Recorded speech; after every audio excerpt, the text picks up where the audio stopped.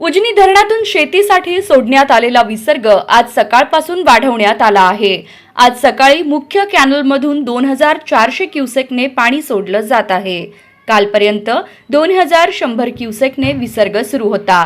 6 मार्च पासून सोडण्यात येत असलेलं हे पाणी 25 मे पर्यंत सोडलं जाणार आहे। साधारणतः 16 टीएमसी पाणी 2 आवर्तनांच्या माध्यमातून सोडलं जाणार आहे। उजनीतून सोडलेलं पाणी आज मोहोळ तालुक्यातून पुढे मार्गस्थ झालं आहे। सध्या उजनी धरणात एकूण 88.30 टीएमसी पाणीसाठा शिल्लक राहिला आहे। यात 24.60 टीएमसी उपयुक्त पाणीसाठा आहे। सध्या उन्हाची तीव्रता दिवसेंदिवस वाढत असून शेती पिकांना पाण्याची गरज आहे।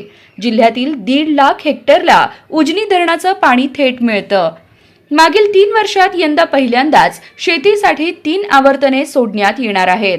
विशेष म्हणजे ऐन उन्हाळ्यात सलग 2 आवर्तने सोडण्याचा महत्त्वाचा निर्णय 5 मार्च रोजी मुंबईत झालेल्या कालवा सल्लागार समितीच्या बैठकीत घेण्यात आलाय। त्यामुळे शेतकऱ्यांना मोठा दिलासा मिळाला आहे।